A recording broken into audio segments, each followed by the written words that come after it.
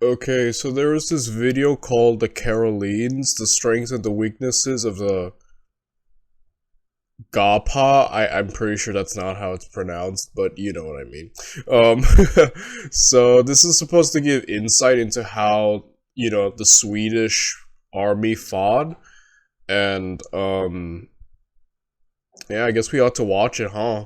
So, just so we have better insight into, like, knowing how the army of Charles fought, because the Swedish are very formidable, and I think getting insight into why they were so formidable is key to the rest of, the Great Northern War series, or at least understanding it a little.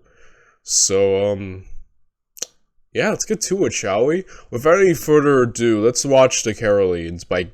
Wait, who's this? Okay, Brandon Fisichella. Never mind. Let's watch Brandon's video. Video was voted on by my supporters at patreon.com. If you'd like to learn more about supporting my work and the benefits which you get for that support, you'll find a link for it in the description down below. Thank you. And also, a full disclosure before we begin here, I'm probably going to be mispronouncing an awful lot of Swedish terms throughout this. Oh, don't worry, bro. Like, Brandon, I don't blame you. I mispronounce everything that we ever watch, ever. Like, this has been going on since, like, the Dova Hadi series, guys. Like, which is, which is a long time ago at the beginning of this channel, so don't worry, Brandon. Like, you and me both can be mispronouncing kings together. This video. Just be warned about that. Now, the Caroleans, the elite forces of the Swedish Empire, the famed legions of Carolus Rex. It was a rather short-lived army which ultimately failed, and yet it still captures the imagination of so many today. And while it certainly helps, their immense popularity probably owes itself to more than just a heavy metal album or two. Rather, the legacy of this force lingers because of the impact it made, because of how they were able to punch above their weight for so long, able to repeatedly crush foes multiple times their own size. Their glory, yes, was short-lived, and it was also extraordinary. But while the reputation of the Caroleans is strong, and the rough outline of their story is relatively well known, again, largely I think thanks to a certain Swedish boot, what is generally less known is how the Caroleans actually operated. Why did they even come into existence? How did they fight? What were their techniques? Why were they so efficient? And of course, a less popular subject to discuss, what were their weaknesses? As indeed, there did have to be some kind of flaw in those immortal soldiers of the Swedish Empire. Otherwise, you'd have to wonder how they ever lost in the first place. So, what was the ultimate cause of the Caroleans' defeat? Well, first things first, let's discuss their origins. Now, funnily enough, the story of the Caroleans doesn't start, as you may expect, during the height of the Swedish Empire, the early to mid-17th century, but actually towards the beginning of its end. You see, the term Carolean comes, as you may expect, from the name Carolus, or Charles, and more specifically from King Charles XI and King Charles XII. You see, they find their roots in the aftermath of the costly Scanian War, a term I probably just mispronounced, in which Sweden, allied with France, fought against the Danes and the Norwegians, the Dutch, and multiple Germanic states. It's a complicated history, but for our purposes here, suffice to say that the war was very costly for Sweden. They suffered many losses which could not be easily replaced by a nation with relatively low manpower and low resources, and especially when compared to their neighbors in Denmark and more notably in Germany and even in Russia, which was soon to enter the stage in a very big way, but we'll get to the Russians soon enough, not to worry. You see, Charles XI, who was ruler at the time, realized that if the Swedish Empire was ever going to compete and retain its capacity as a great power, then being militarily dominant in a traditional fashion would not be enough for it. It would need to start punching well above its own weight to maintain that status. So he began instituting a series of economic and military reforms in Sweden aimed at achieving precisely that, greater levels of efficiency. Now, one of the most significant of these reforms he instituted was the method in which the Swedish army recruited, which was called the allotment system. Now, prior to Charles XI's reforms, under what is now referred to as the Old System, the Swedish military grouped together 10 men of military age from every individual estate or collection of farms. Now, this collection of 10 men was called a rote, or a rote, something like that. And in the event of war, one of these 10 men would be conscripted for service in the army. Now, theoretically, this man would be chosen at random out of this collection of 10 men capable of military service. However, a system by which a man might purchase, or indeed bribe his way out of selection, meant that it may only ever be the poorest men who were actually being conscripted into the army. And in the event that this practice was truly random, as it was meant to be, well, it was hardly conducive to veterancy, or even to standardization, as of course you could be getting a different soldier every individual campaign. And those two things, veterancy and standardization, are becoming increasingly significant towards the end of the 17th century, and indeed throughout the 18th century. Now, to combat these problems, Charles XI completely reformed the allotment system in the 1680s. This new system, as it's called, kept the same idea of the rote. The concept was the same, but it altered how the rotes were actually formed. You see, rather than being a small selection of military-aged men from every individual community, now the entire community represented a single rote. And every individual rote, say an estate or again a collection of farms, was given the duty of supplying a single soldier. This soldier was not conscripted, but they were usually a volunteer, and they were not randomly selected out of 10 men who just happened to be capable of doing military service, but he was a dedicated and professional soldier. This one man who took on military duties on behalf of his entire community was outfitted by that community, not only with a home and a farm, but with his uniform and other necessaries for military service. And the chief duties of these men consisted of attending drills, which usually lasted for about a month out of every single year, and of course fielding for regular service during times of actual war. So again, rather than having an individual community put up 10 people for potential military service, but their primary lives are as craftsmen and as... Okay, so if I got that right, essentially, it's... instead of the old system, like he mentioned, 10 people, one gets randomly selected, or it's supposed to be it's supposed to be random, but at times I guess not really, but point is... And then eventually, because he changed that to where instead of each area is seen as its own thing, it's all seen as one collective, and they're supposed to supply one person, and the person chosen, instead of it being kind of this random thing, is now more of a volunteer who's willing to fully go and is stepping up for the most part, whether it probably be out of love for their country or duty. I hope I'm getting that right. At least that's what I'm getting. Farmers, as you'd expect. Rather, every individual community is putting up one person, and that is all they do. They are a soldier. You know, yes, they also have a farm and whatnot, but they are much more dedicatedly a soldier, and the community is based around supporting them in that endeavor. I see. So you're definitely getting someone who already wants to fight, and who's all in with this. Okay. Yeah, I get that for sure. Definitely more effective, I feel. And yeah, yeah. Of course, there were exceptions to this recruitment policy, with both the Guards regiments, for example, and artillery regiments often recruiting in a more traditional style, as we've come to expect with other European powers. But these reforms overall represented a much more efficient use of Sweden's limited manpower pool, and at the same time they reduced the overall cost of maintenance and supply for the army, sort of decentralizing it all, while also allowing the army to become much more professional. Again, no longer are these men randomly selected, but they are continually providing service. It was out of these reforms that the new Carolean army was born.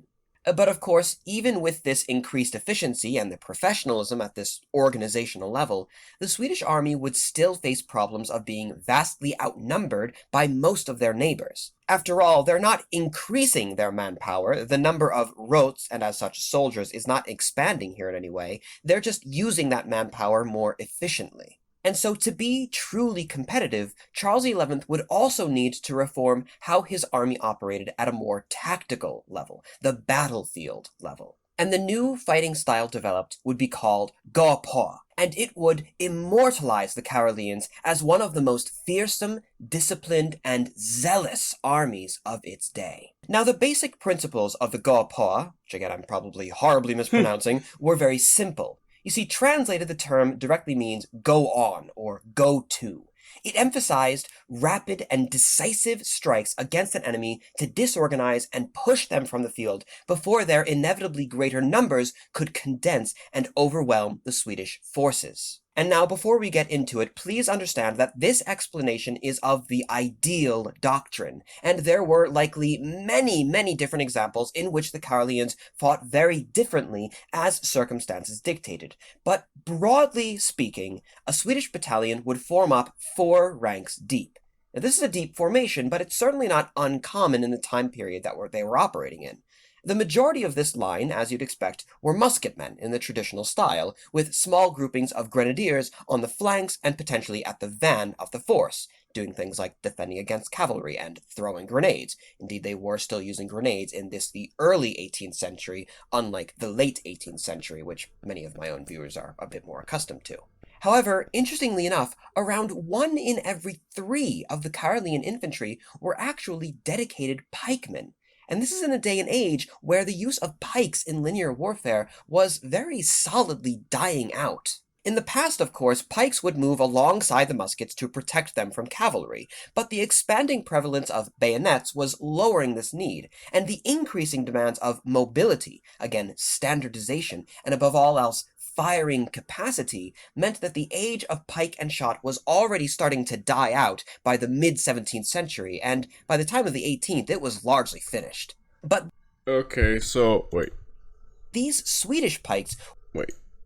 would form their own full companies, and they were either deployed throughout the line, or they could even be massed together in the very center of the line.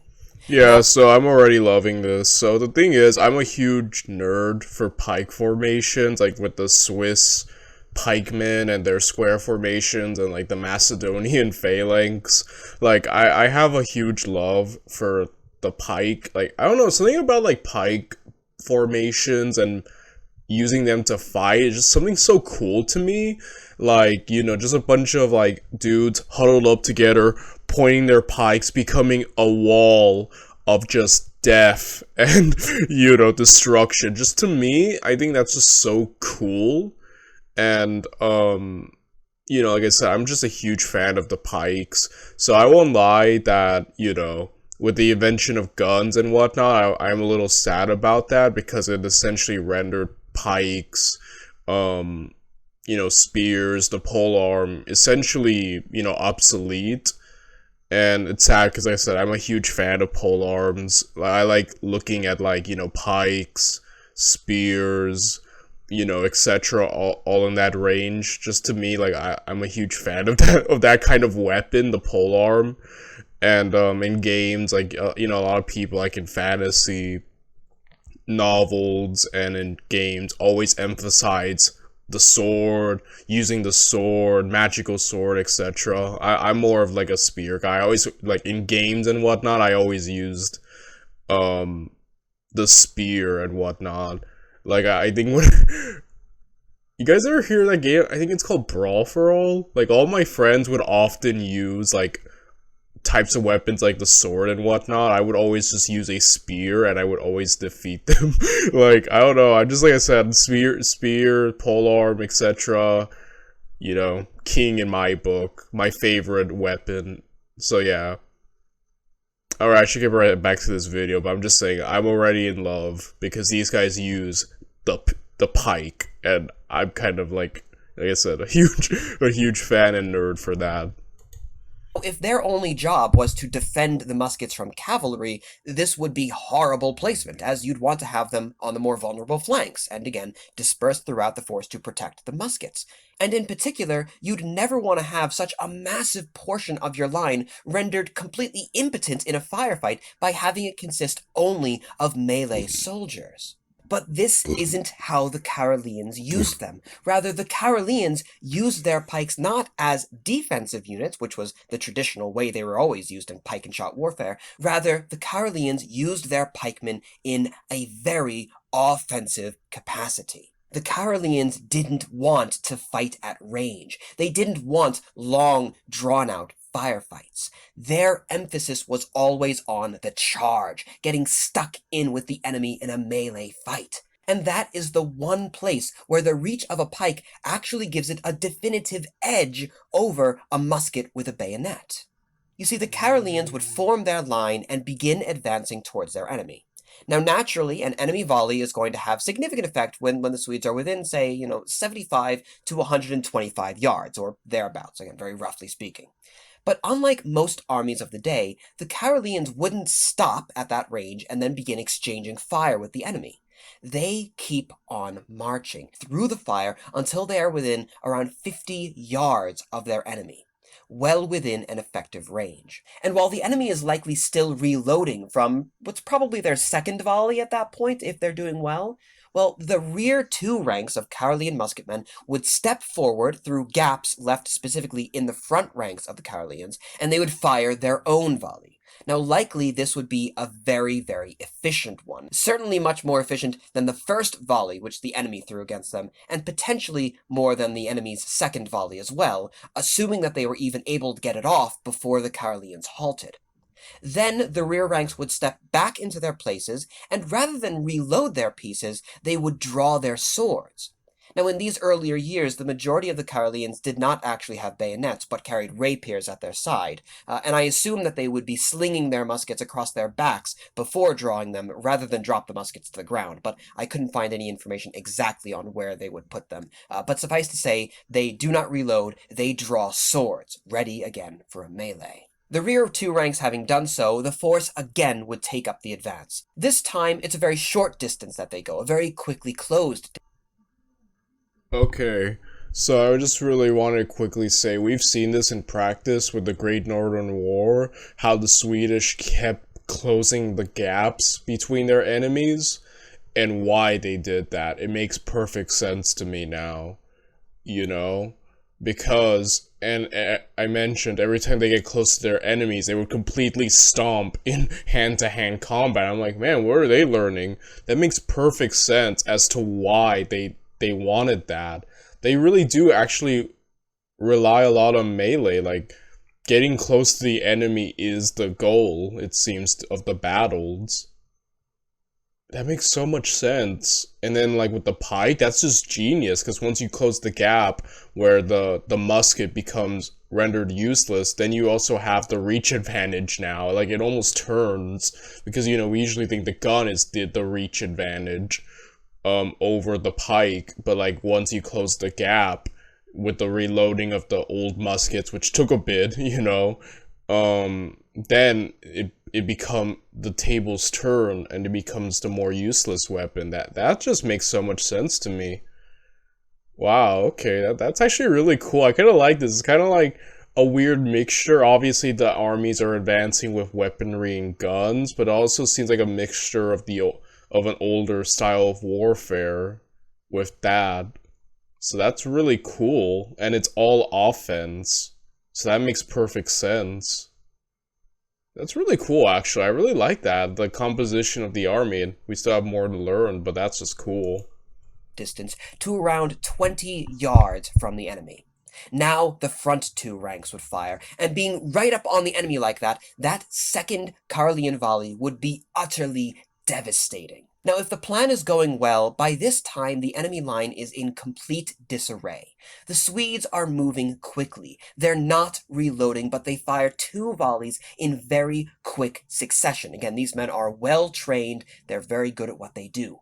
Odds are the enemy have only fired at most 3 volleys within an effective range at this point, and probably nowhere near so effective as that final volley was of the Caroleans at only 20 yards away. And while the enemy is in that disarray, they're trying to reload for their own close-range volley, well then the Caroleans charge in, through the smoke, with bayonet, sword, and pike, and with the initiative, with zeal, they drive the enemy from the field. Again, these men are well disciplined, they are well ordered, well maintained, and they are applying a great deal of force at a very particular point in the enemy's line, particularly again with those offensive pikes. Even the Swedish cavalry was emphasizing similar tactics. They would pack themselves much tighter in formation than most other forces of the day.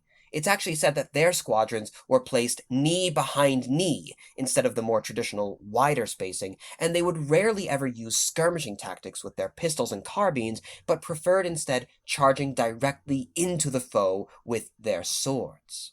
In later years, for example during the Great Northern War against Russia, King Charles XII, Carolus Rex, would make even further changes to the tactics. He had his men form much tighter ranks for much stronger charges. He increased the use of bayonets over the rapier, which is much better in terms of the reach offered in a melee fight. He tightened the ranges of the fights even more dramatically, firing his own first volleys at only 20 yards instead of at 50. And he would even have his men run into that range instead of slowly march there in order to reduce the casualties taken in those earlier stages of the battles when the Caroleans were at their most vulnerable. When these techniques worked, they allowed the Swedish army to That makes sense. Like I said, it seems like the opening of every battle would seem to be the most, wait, excuse me.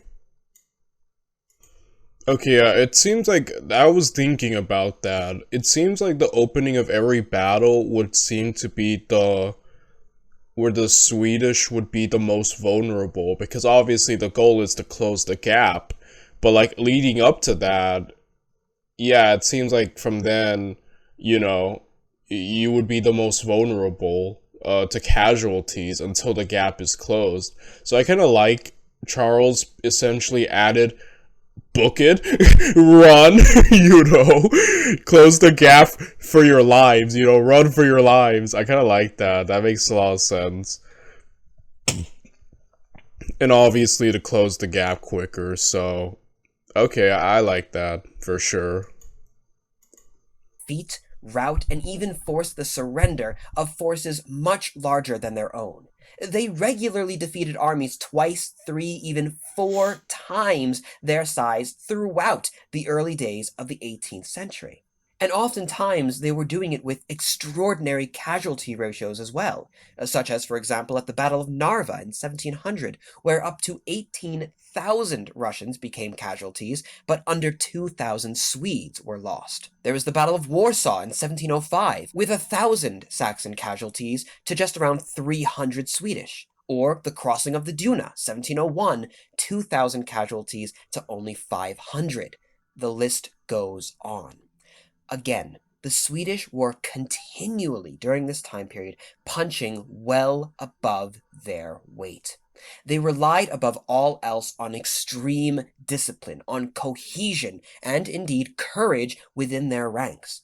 They had to. They couldn't afford to raise anywhere near the number of soldiers that their enemies could. The soldiers that they did have had to count. But yeah, we've seen a lot of armies that had, obviously, quality, but also the benefit of manpower on their side. Like, the Romans, I mean, they were quality for sure, but they also had the advantage of just manpower. Even the French, to a degree, had one of the highest, manpower pools in terms of Europe. I think second only to Russia, but that was in the Napoleonic era. So, we've seen a lot of quality armies that had the benefit of manpower, but it's interesting watching the Swedish operate in the Great Northern War, because they're fully aware they don't have the manpower advantage. So they have to rely solely on quality to maintain what they have. No Pyrrhic victories are allowed, essentially, right?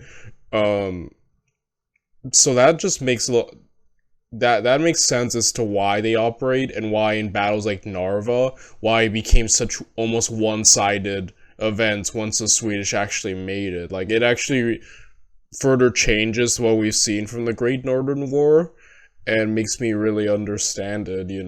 So that's just really cool, I think, in my opinion. But all the same, as we said earlier, the days of the Caroleans truly were the final days of the Swedish Empire. But with how we've described them thus far, how can that be? Why, they sound almost invincible. Why didn't every army immediately adopt these Carolean methods? Why didn't the Swedes crush the Russians in the Great Northern War, retain their status as a great power? Well, as much as fans of those certain heavy metal bands would hate to admit it, the Caroleans were very far from perfect, and the tactics and strategies of men like Carolus Rex, while they were very impressive, also had many flaws, and ultimately these flaws would lead to their defeat and annihilation. But before we do get to those weaknesses, I do believe it is time for a very quick ad read. I know, it's exciting stuff, but please do try to contain yourself. I am going to start making these a little bit more common in the future. Look, I'm greedy, I need to pay my rent, so get over it. Last time I introduced you to my new website. On to the weaknesses of the Carolean system. First, we'll talk about the tactical weaknesses and why the Carolean style of warfare did not come to dominate the 18th century, even if, yes, certain aspects of it did carry on through the time period. Then we'll go on to the larger, more existential, strategic weaknesses of how Sweden carried out its campaigns. The thing about the Caroleans is that on paper, yes, they were incredible. When you describe the basic principles of their strategies in a vacuum, as we did just earlier, it does indeed make them sound invincible. But, of course, warfare is not fought in a vacuum. At least, not yet. And we all know that even the soundest of doctrines tend to unravel a little bit when meeting first contact with the enemy. Let's talk a little bit more about those pikes. Now, if you can maintain the Gaupo momentum, drive forward, reach the enemy lines, as long as they kept their good order, that concentrated mass of long-reach melee soldiers will perform excellently. But what if they don't? What if the line falters? What if the charge breaks? What if elements of it get bogged down here and there under overwhelming fire from an enemy?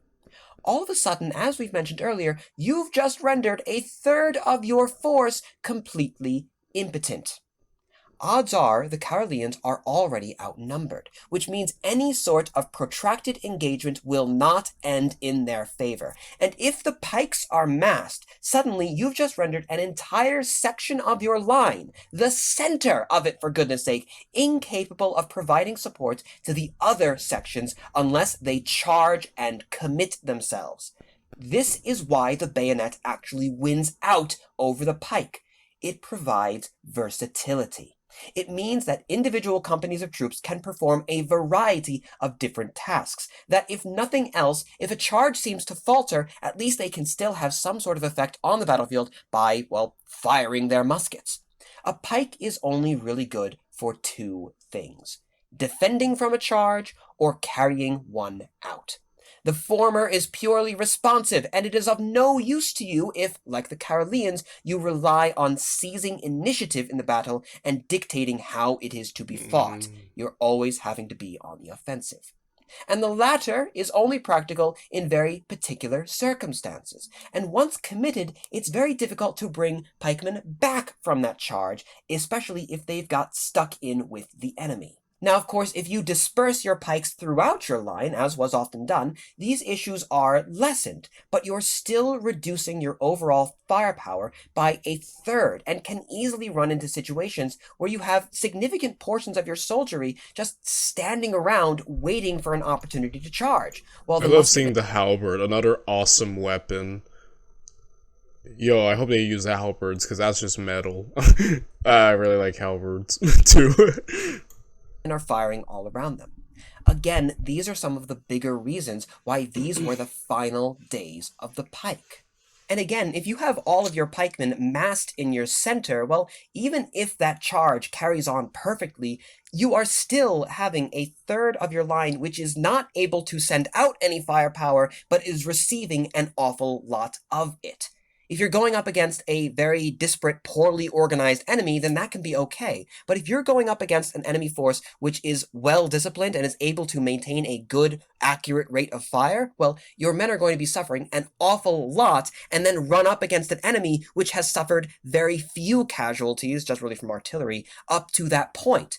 While the musketmen on the flanks are going up against a disorganized enemy because of, they're suffering those two massive volleys from 50 and then 20 yards away, well, the pikemen are going up against a center which is presumably ready to fight, ready to go, and actually meet the enemy that's advancing on them, even if that enemy does have a disadvantage in terms of overall reach. Now let's circle back to a point we hinted to earlier, that idea of momentum. The Caroleans relied on strong momentum in their charge, but a charge can only really be carried on so much. It can only go on for so long. If you don't have an element of surprise, or if you're going up against a well-prepared, fortified enemy, it will very possibly fail. For a good example, look at the Battle of Poltava, 1709, in which the Swedish forces came up against a Russian army which was well prepared for them. It was entrenched within 6 forts and 4 redoubts. Many of these fortifications were able to provide support to one another, crossfires. This is a nightmare situation for the Caroleans.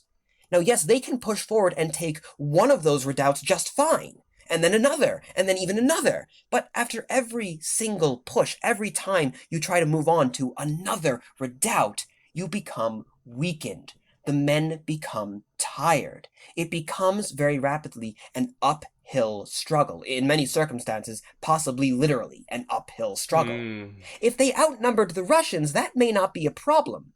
But the Caroleans are almost always outnumbered. They can only ever apply so much force in so many different places at any one given time.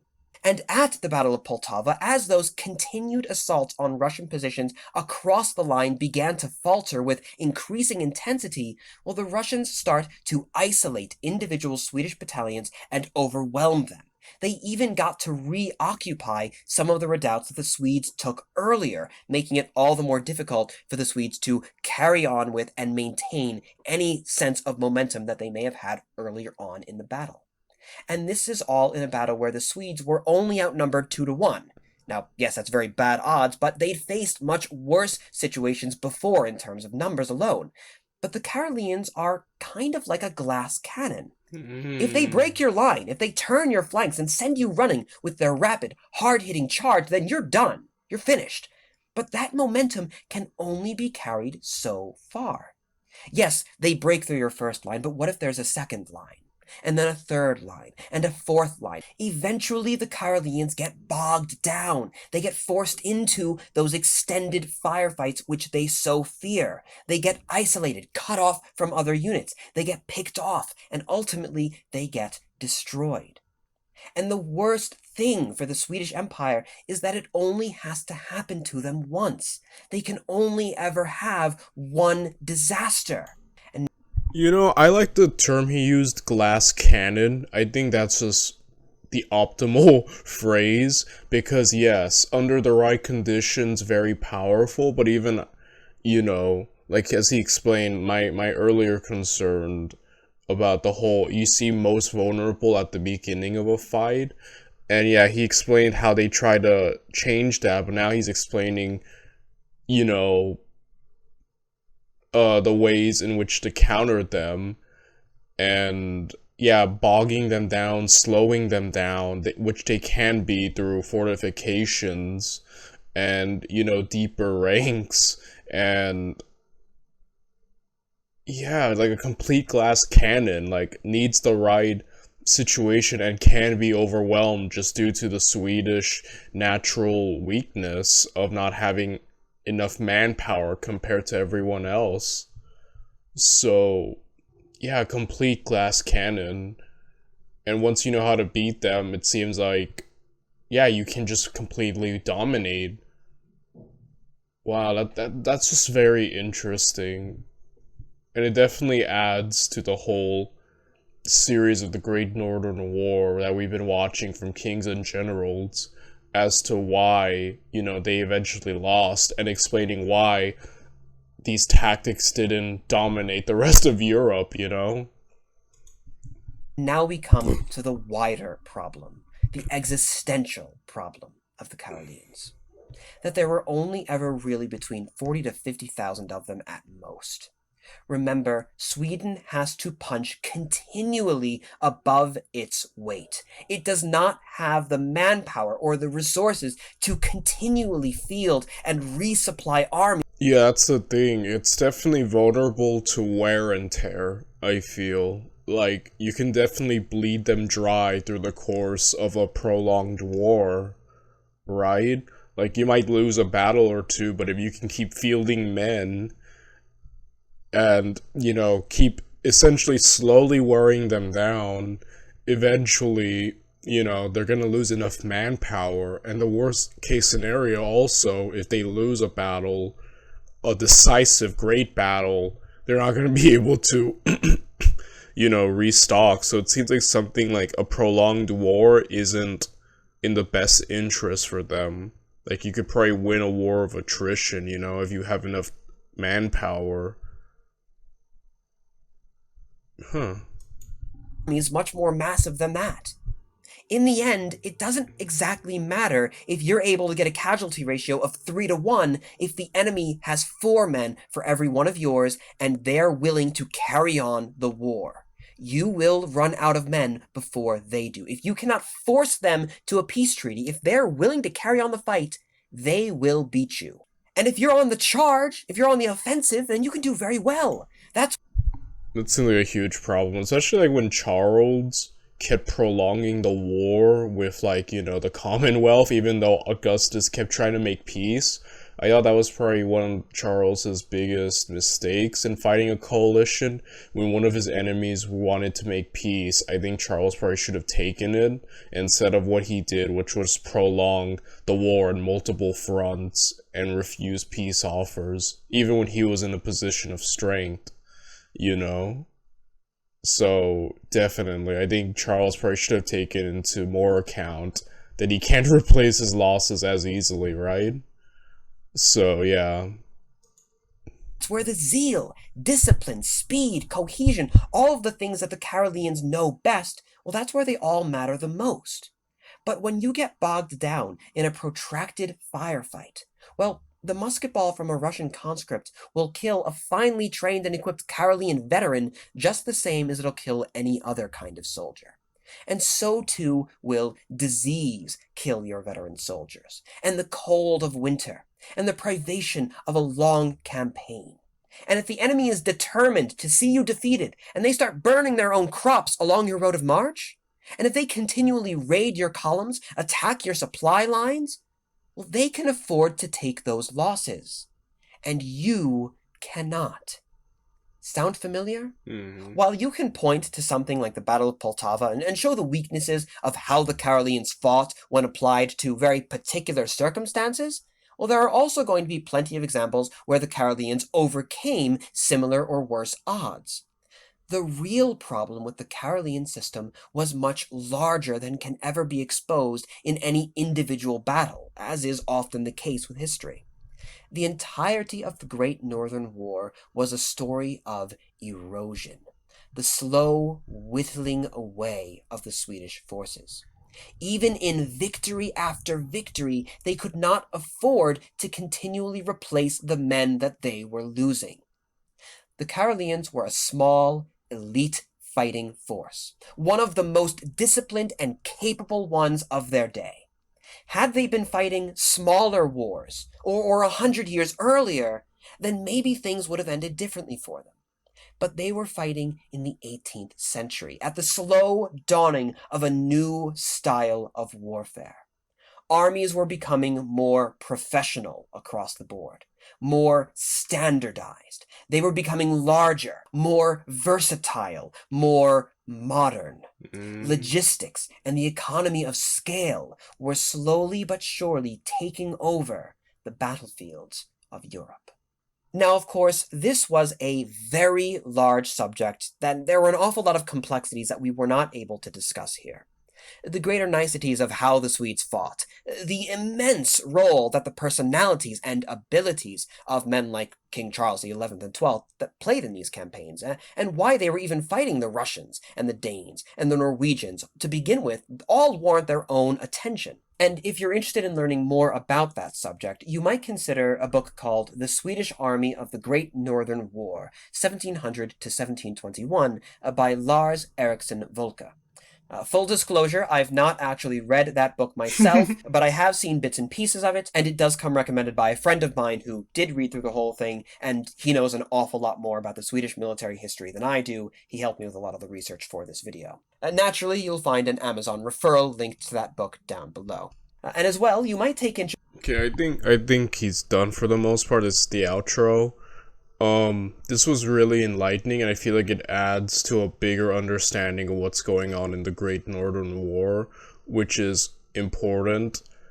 And, you know, I wish I had seen this before, you know, I got started with the series. Unfortunately, you know, I only got the recommendation after we started, so, like, I feel, yeah, I apologize for that, but either way, I think this is still really good to see, and it just helps my understanding of what's going on. And yeah, guys, I will see you guys tomorrow when we start again. Bye, everyone.